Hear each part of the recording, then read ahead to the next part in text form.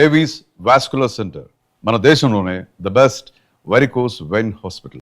వ్యాఖ్యలు బీసీ కుల గణనకి సంబంధించి ఆయన మాట్లాడాడు. పాయింట్స్ బాగున్నాయా?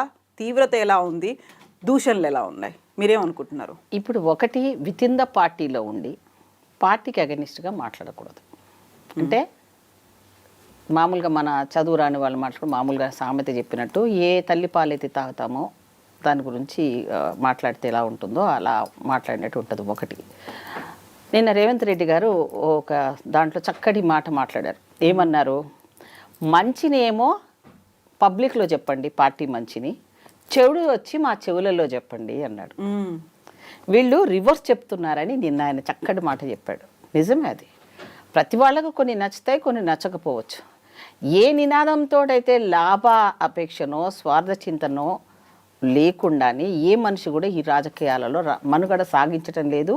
కులాల్ని బేస్ చేసుకొని రాజకీయంగా వెళ్ళాలనుకున్న వాళ్ళు ఎవరు కూడా సక్సెస్ అవ్వరు అంత తొందరగా. జనాభా లెవెల్లో మనకు పాపులేషన్ మేము ఇంతున్నాము, మా ఓట్లు ఎన్ని, మాకు సీట్లు అన్నీ కావాలి అనుకున్న నినాదం బాగుంది వినడానికి. కానీ అది ఎంతవరకు సాధ్యం? తీన్మార్ మల్లన్న కంటే ముందు ఎంతమంది బీసీ నాయకులు ఉన్నారు? వాళ్ళంతా కూడా బీసీ సమస్యల మీద, విద్యార్థుల సమస్య ఆర్ కృష్ణయ్య గారే ఉన్నారు. ఎన్నాళ్ళ నుంచి ఆయన ఆ సమస్యను పట్టుకొని తిరుగుతున్నారు. అవునా? సో మరి వాళ్ళు పెట్టాలంటే వాళ్ళకి పార్టీ పెట్టాలన్న ఆలోచన రాలేదంటారా? అదంత సాధ్యమైన పని కాదని కదా వాళ్ళు ఆలోచన చేసి వాళ్ళు కొంచెం వెనక్కి తగ్గారు. ప్రజల సమస్యలు తీర్చడంలోనే, లీడర్షిప్లోనే వాళ్ళు ముందుకు వెళ్ళాలి అనుకుంటున్నారు. కొన్నిసార్లు వాళ్ళకి నచ్చకపోతే దాని నుంచి బయటకు వచ్చేస్తారు, అంతే తప్ప అది వితిన్ ద పార్టీలోనే ఉండి అలా మాట్లాడడం అనేది ఏ పార్టీ కార్యకర్త అయినా దాన్ని జీర్ణించుకోలేడు. అది వ్యతిరేకమైన విధానం. సో తీర్మార్ మల్లన్న వెనకాల ఎవరున్నారో మనకు అనవసరం. నీవు మాట్లాడే భాష, ఒక హైప్ క్రియేట్ చేసుకోవాలనే భాష, ఒక అవమానకరమైన అభ్యంతరకరమైన మాటలు మాట్లాడు, అన్పార్లమెంటరీ వర్డ్స్. అంటే చదువురాని వాడు మాట్లాడాడంటే మనం క్షమించవచ్చు, పాపం వాడు మూర్ఖుడు, వాడు చదువు రాదని. నువ్వు చదువుకున్న వాడివి ఉచ్చ అనే మాటను వాడడం అనేది, ఒక కులాన్ని మాట్లాడడం అనేది ఎంత అవమానకరం. ఇప్పుడు ఒక బీసీ రిజర్వేషనే ఉంది అనుకోండి, లేదా ఎస్సీ రిజర్వ్ స్థానాలే ఉన్నాయి అనుకోండి. ఒక ఎస్సీలు వేస్తారా ఓట్లు? ఓసీలు వేస్తారు, రెడ్డిలు వేస్తారు, అప్పర్ కాస్టులు వేస్తారు, బీసీలు వేస్తారు. అందరు వేస్తేనే కదా గెలుపు అనేది సాధ్యము. ఓన్లీ ఎవరి ఓట్లు మేము వేసుకుంటామంటే ఇక ప్రత్యేక రాష్ట్రాలే కావాలి. బీసీ రాష్ట్రము, ఎస్సీ రాష్ట్రాలు, ఎస్టీ రాష్ట్రాలు, ఇక రాష్ట్రాల కాడికి పోయి బతకాలి. లేకపోతే అండమాన్ ఉన్నాడు కదా ఒక బాబా, ఆయన సపరేట్ ద్వీపం ఎన్నుకొని అక్కడ సొంత డాలర్ నిత్యానందలాగా బతకాలి. అంతేగాని ప్రజాస్వామ్య పద్ధతిలో నీ ఓటు హక్కును నువ్వు సరియైన వెళ్ళాలంటే నీ జనాలను నువ్వు మోటివేట్ చేయి. మీ తప్పును నువ్వేం మాట్లాడకు. మనకున్న హక్కు ఏంట్రా బాబు? మన చేతిలో వెపన్ ఉంది, ఆయుధం అదే మనకి. ఆ ఆయుధాన్ని మనం సక్రమంగా ఉపయోగించుకొని, మనలో అనైక్యత ఉంది, ఆ అనైక్యతను మనం రూపుమార్పాలంటే ఏం చేయాలి? నువ్వు అది చేయి, అందరు సపోర్ట్ చేస్తాను నీకు. నిజమేరా బాబు, ఇంతవరకు ఇంతమంది పనిచేశారు కానీ ఐక్యత తీసుకురాలేదు వీళ్ళను, చిన్న పెద్ద కులం వాళ్ళని అందరినీ తీసుకొని వచ్చి రాజకీయంగా ఇప్పటివరకు ఎలాంటి అవకాశాలు రాని కులాలు ఎన్నో ఉన్నాయి. మరి వాళ్ళందరికీ కూడా నువ్వు ఒక దారి చూపించిన వాడు అవుతావు కదా, దాని మీద ఫైట్ చేయి. ఇంతవరకు ఇండిపెండెన్స్ వచ్చి 75 సంవత్సరాలు అవుతుంది. కొన్ని కులాలు ఇప్పటివరకు రాజకీయంగా సర్పంచ్లు కాలేదు, వార్డు మెంబర్లు కూడా కాలేకపోతున్నారు. వాళ్ళకు నువ్వు వెనకాల ఉండి పార్టీతో ఫైట్ చేసి ఈసారి వీళ్ళకి అవకాశం ఇవ్వండి. ముదిరాజులు ఉన్నారు, దాంట్లో కూడా హయ్యెస్ట్ పాపులేషన్ ఉన్నారు. ఒకసారి హయ్యెస్ట్ వాళ్ళకి ఇచ్చి, ఒకసారి మరీ లోయెస్ట్లో ఎవరు ఉన్నారు వాళ్ళకి ఇవ్వండి. సో ఎవరికి అవకాశాలు ఏంటనేది నీ ఇంటెన్షన్ కరెక్ట్గా ఉంటే నువ్వు చేసే పని సక్రమంగా వెళ్తుంది. కరెక్ట్ కాదంటారా తీన్మార్ మల్లన్న? నాకైతే కరెక్ట్ అనిపించలేదు. నా వ్యక్తిగతంగా కాదు, పార్టీ పరంగా కూడా కాదు. ఎందుకంటే నీకు అంత శక్తి ఉన్నాడు అయితే నువ్వు ఎందుకు పార్టీలో ఎన్ని రోజులు ఎమ్మెల్సీ టికెట్ తీసుకొని ఎందుకు పోటీ చేసావు? ఎందుకు చేసావు? చేయకుండా ఉండాల్సింది కదా. నేను ఫ్లైట్లో విమానంలో తిరగగలను, తిరుగు, సంతోషమే కదా మాకు. ఒక బీసీ నాయకుడిగా ఉన్న ప్రధానమంత్రి వచ్చినప్పుడు అందరూ బీసీలు అని వేసాం. మోదీ గారు వచ్చినప్పుడు ఏ బీసీకి న్యాయం జరిగింది? ఒక ప్రధానమంత్రి లెవెల్లో హయ్యెస్ట్ పోస్ట్ ఉన్నానని ఆయన బీసీల గురించి కులగణన చేయలేదు ఇప్పటివరకు. మరి కాంగ్రెస్ వచ్చిన తర్వాత ఏదో ఒక స్టెప్ వేసినాం. ఒక స్టెప్ వేసిన దాన్ని అలా చిన్న చిన్న అవకతవకలు ఉంటాయి. దాన్ని నువ్వు పార్టీ యాంగిల్ తీసుకొని వెళ్ళి విత్ ఇన్ ద పార్టీ లోపల ఇది కాదు అని చర్చించుకొని వాళ్ళకు నువ్వు న్యాయం చేసి వాళ్ళ రిప్రజెంటేషన్ తీసుకుపోయి ముఖ్యమంత్రి గారి దృష్టికి వెళ్ళడమో, ప్రభుత్వం దృష్టికి తీసుకెళ్ళడమో, లేకపోతే పార్టీ దృష్టికి తీసుకువెళ్ళడం వెళ్తే అప్పుడు నీకు ఎంత మంచి లీడర్షిప్ పెరుగుతుంది.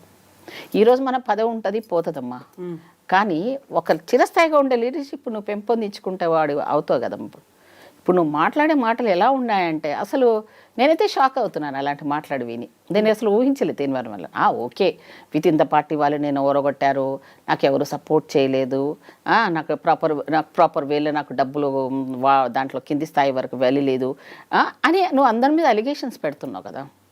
సో డబ్బున్నంత మాత్రాన రాజకీయంగా సక్సెస్ అవ్వడానికి లేదు. ఒకప్పుడమ్మా రాజకీయంలో అప్పుడు ఎలా ఉండేదంటే ఒక గ్రామానికి ఏం కావాలన్నప్పుడు మేమున్నప్పుడు మొత్తం గ్రామం అంతా కూర్చొని ఒక డిసిషన్ తీసుకుని ఈ ఊర్లో మనకు ఒక పాఠశాల లేదు, ఇక్కడ ఒక రోడ్డు లేదు, ఒక బస్సు లేదు, సో మాకు అది కావాలని మొత్తం గ్రామానికి సంబంధించిన ఒక సమస్యను ఉమ్మడి నిర్ణయాలతో అది ఎప్పటి నుంచి నెరవేరని ఏమన్నా ఉంటే దీర్ఘకాలికంగా ఉన్న వాటిని వాళ్ళు అడిగేవాళ్ళు. ఇప్పుడు అలా కాదు, ఇండివిజువల్గా ఇంట్లో నలుగురు ఉంటే నలుగురికి 4 రకాలుగా ఇవ్వాలి, 4 పెన్షన్లు ఇవ్వాలి.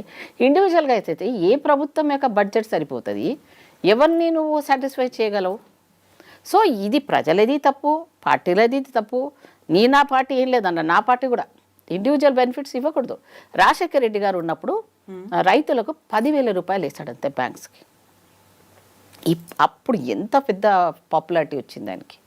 ఈరోజు మనం 2 లక్షలు ఇస్తున్నాము అని అన్నా కూడా ఆ పాపులారిటీని తీసుకురాలేకపోతున్నాం. ఎప్పుడు విమర్శనాత్మకంగా చూసేవాళ్ళే ఎక్కువ ఉన్నాను తప్ప అసలు అలా అనౌన్స్ చేసిన వాళ్ళు ఎవరైనా ఉన్నారని మాట్లాడే వాళ్ళు ఎవరు లేరు పార్టీలో. లేకపోవడానికి కారణం ఏంటంటే ఒక పక్కన మనం కూలిపోయిన వ్యవస్థను పునర్నిర్మించడానికి ప్రయత్నం చేస్తున్న వ్యవస్థలో మీరందరూ సపోర్ట్ చేయాలి, కానీ తలా ఒకరు వచ్చి మన మీద రాళ్ళు వేస్తూ ఉంటే ఎక్కడి నుంచి లీడర్షిప్లు ఎదుగుతాయి చెప్పమ్మా. ఇప్పుడు తీన్మార్ మల్లన్న లేవనెత్తినటువంటి అంశాలు ఉన్నాయి. కులగణన తర్వాత వాళ్ళ నెంబర్ తగ్గిపోవడంతో పాటుగా వాళ్ళకి కేటాయించినటువంటి బడ్జెట్ని ఇతర కులాలకి ఇస్తున్నారు, అందులో అగ్రకులాలు కూడా ఉన్నాయి అనేది. సరే, ఎకనామికల్గా వీక్ ఉన్న వాళ్ళని లెక్క పెట్టుకుందాం. బీద గొప్ప, బీదవాడు బాపనోళ్ళ దాంట్లో ఉంటారు, బీదవాళ్ళు రెడ్డిల దాంట్లో ఉంటారు, డబ్బున్న వాళ్ళు ఈ బీసీలలో ఉన్నారు, ఎస్సీలలో ఉన్నారు, ఎవరైనా ఉన్నాం. నాకు ఉంది కదా అని వద్దనుకొని వాలంటీర్కి ఇచ్చేవాళ్ళు ఎంతమంది.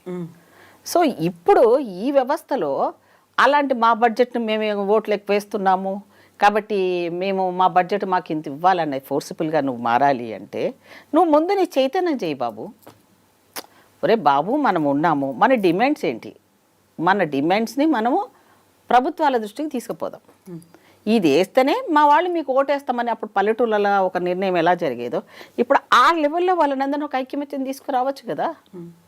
ఇప్పుడు ఆయన సక్సెస్ అవుతాడా ఫెయిల్యూర్ అవుతాడనే తర్వాత విషయం. ఇప్పుడు కొండను ఢీకొట్టుకోవడం అనేది ఒక రాజకీయంగా వ్యవస్థలను ఒక జాతీయ పార్టీని ఢీకొట్టడం అనేది అంత ఈజీ అయిన పని కాదు. ఓ మాటల మరాఠీలాగా ఉన్న కేసీఆర్ ఏదో అంటారు చూడండి, కోట్లాది రూపాయలు తినేసి భిక్షం వేసినట్టు కొన్ని పథకాలు వేసినట్టు ఏదో అట్లయినా 2 సార్లు అధికారంలో రాగలిగాడు. మనం ఈరోజు ఒక ఎస్సీలు బీసీలు ఒక మాట అన్నామంటే అది చేయకపోతే ఇంకా చాలా వాళ్ళని ఏమనే ధైర్యం ఈ సమాజానికి లేదు, కానీ మనని అనే సమాజం ఉంది ఇప్పటికి కూడా. సో ఈ కుల వ్యవస్థ, ఈ కులగణన గురించి ఎప్పుడు జరిగినప్పుడు లోపాలను ఎత్తిపొడ్చడం కాదు నన్ను అడిగి. నేను ఎప్పుడూ అడుగుతా ఉంటాను, నేను చాలామందితో వాదిస్తాను కూడా. ప్రతి వాళ్ళు సమస్య చెప్తారు కానీ సొల్యూషన్ ఎవరు చెప్పరు. ఆ సొల్యూషన్ చెప్పడం, మీరు సమస్య నాకు బాధ అయిందంటే పరే నీకు చెప్పిన ఆలోచన నాతో డిస్కషన్ చేయి, ఇది అవుతుంది ఇది కాదు కదా. ఇప్పుడు ఇంట్లో పెద్దవాళ్ళు ఉంటారమ్మా, నాకు చదువుకోబుద్ధి అవుతలేదు అన్నాడు అనుకోండి, అరే నీకు ఇన్ని డబ్బులు ఇస్తున్నాను నువ్వు చదువుకోనంటున్నావు మధ్యలో, తర్వాత చదువుకోకపోతే ఏం తిద్దాం అనుకుంటున్నావు అని వాడు తల్లిదండ్రుల ముందు ఓపెన్గా చెప్పగలిగితే వాడు చదవద్దంటున్నాడు, వాడికి టెక్నికల్గా ఏదైనా చేయాలని పెద్దవాళ్ళ నిర్ణయం ఉంటుంది. నువ్వు పెట్టించేదాన్ని పెట్టించుకుంటా ఎంజాయ్ చేసుకుంటా లాస్ట్కి వచ్చిన తర్వాత నాకు నచ్చంది నువ్వు చేసినావు అంటే ఎలా ఉంటుంది. ఇప్పుడున్న బీసీ వ్యవస్థలో కూడా ప్రతిఫలాలు ఇచ్చే వాళ్ళలో సంక్షేమ రాజ్యాన్ని శ్రేయస్సు దృష్ట్యా కాంగ్రెస్ పార్టీ ఇప్పటివరకు సంక్షేమం చూసింది, ఎప్పుడు గెలుపు ఓటముల గురించి చూడలే. త్యాగాలే చేసిండ్రు, వాళ్ళంతా కూడా సాక్రిఫైస్ చేసిండ్రు. ఈ రాజకీయ వ్యవస్థలో ఒక స్త్రీని ఎదగనివ్వని వ్యవస్థ, ఒక కులం ముందు పోవడం వ్యవస్థ, ఒక మతాన్ని ముందు పెట్టుకోవడం. ఎక్కడైనా సరే భారత స్త్రీ సాంప్రదాయం ఎక్కడైనా వాళ్ళని చేసుకున్నా ఆ స్త్రీకి ఆ భర్తది వస్తుంది, అవునా, ఆ జాతీయత వచ్చేస్తుంది ఆటోమేటిక్గా. మీరు సోనియా గాంధీ గారిని అసలు ఆ జాతీయతను యాక్సెప్ట్ చేయకుండానే ఆమె ప్రధానమంత్రిని కానియకుండా ఆ రోజున్న బీజేపీ వ్యవస్థ అసలు నవ్వొచ్చింది నాకు. నిజంగా తప్పు కదా అది. ఆమెకు పుట్టిన పిల్లల్ని కూడా ఇప్పటికి కూడా ఇబ్బందులే పెడుతున్నారు కదా యాక్సెప్టెన్స్ ఇవ్వకుండా. మరి వాళ్ళు ఈ భారతదేశంలో పుట్టిన పిల్లలే, వాళ్ళ వారసత్వం వాళ్ళ మూలాలన్నీ ఇక్కడే ఉన్నాయి కదా. సో ఇట్లాంటివన్నీ చిన్న చిన్నవన్నీ పెట్టి రాజకీయ లబ్ధి కోసం వెళ్ళే వాళ్ళనే జనాలు నమ్ముతున్నారు.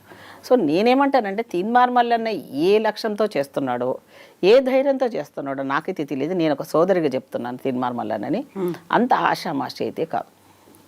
ముందు నువ్వు స్ట్రాంగ్గా ఒకవేళ నువ్వు పార్టీ నుంచి వెళ్ళిపోయి బయటికి వెళ్ళిపోయి నువ్వు బతకగలన్న ధైర్యం నీకు ఉన్నప్పుడు వెళ్ళిపోవచ్చు.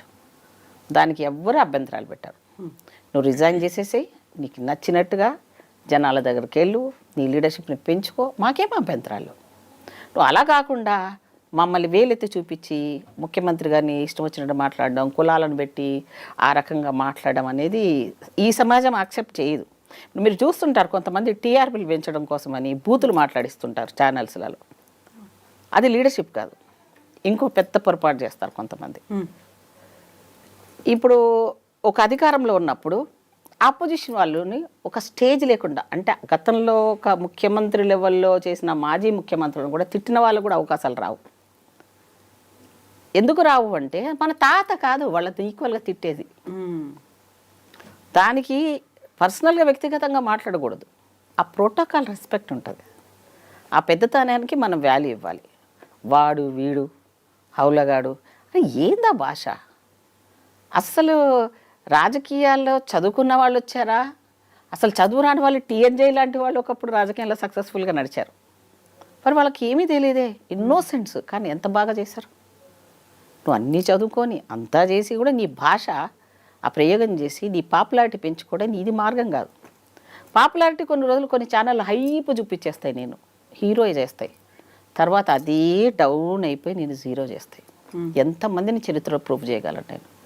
నువ్వు మాట్లాడే మాటలుగా తిన్నావా అన్న తినే అన్నం తిన్నావా అన్న భాషను కూడా వక్రీకరించి మాట్లాడితే సెటైరికల్గా ఎట్లా మాట్లాడారో అర్థం చేసుకుంటున్నారు జనాలు. అంత అమాయకులు ఎవరు లేరు ఇప్పుడు. జనాలు చాలా తెలివిగలలేపారు. సో తీర్మాన్ మల్లన్న పార్టీ పార్టీ నుంచి వెళ్ళిపోవాలి ఒకటి నా డిమాండ్. రెండోది ఆయన బీసీల రక్షణ కోసం పనిచేస్తున్నాడంటే చాలా సంతోషం నాకు. ఐక్యమతం తీసుకొస్తే ఇంకా మంచిది. మిమ్మల్ని ఎవరు వెట్టి చాకరీ ఏమి చేయించట్లేదు. మా జాతి అన్న వెట్టి చాకరీ చేసిన జాతి. ఇప్పుడు కూడా న్యాయం పొందలేకపోతున్నాం. ఇప్పటికి కూడా రిజర్వేషన్ ఉన్నా మా మీద ఏడుస్తున్నా సరే మాకు న్యాయం జరగట్లేదని మరి మేమెవరు చెప్పుకోవాలి? మాకు ఉన్నోళ్ళ బతుకు అదే ఉంది. మీరు అంతకన్నా ఇంకా మొదలు కూడా పెట్టలేదు మీరు. ఇప్పుడు మీ పరిస్థితి ఏంది? సరే, కులగలన అనేది ఈ భారతదేశ చరిత్రలోనే ఫస్ట్ టైం చేసాం మనం. ఎప్పుడో చేసాం, మళ్ళీ ఇప్పుడు చేసిన దాన్ని ప్రజలు యాక్సెప్ట్ చేస్తున్నారు. ఇండివిజువల్గా వెళ్తున్నారు, ఇంటింటికి వెళ్తున్నారు. మేము ఏదైనా తప్పులు ఉంటే గ్యారెంటీగా ఆ వ్యక్తి అవును నేను ఇచ్చాను, నేను ఇచ్చిన ఇన్ఫర్మేషన్ కరెక్టే, నేనే ఇచ్చాను అని చెప్పి వాళ్ళతో సంతకాలు కూడా తీసుకొని ప్రూవ్ చేపిస్తున్నాను అని చెప్తున్నాడు ముఖ్యమంత్రి గారు. సో ఇంత బాగా చదివినాక కూడా నువ్వు బీసీలు మేము ఎక్కున్నాము, మేము ఓట్లు వేయనిగా పనికి వస్తావంటే ఓట్లు వేయకురా బాబు. నువ్వు వేయకు, నీ వాళ్ళకి నువ్వే ఇప్పించుకో, నువ్వే నిలబెట్టించుకో, నువ్వే ఆర్థికంగా వాళ్ళని అంతా స్ట్రాంగ్గా చేసుకో. ఈరోజు ఎలక్షన్ అంటే మాటతో వేసేవాళ్ళు ఎవరు లేరు, డబ్బులతో వేసేవాళ్ళే ఉన్నారు కదా. మరి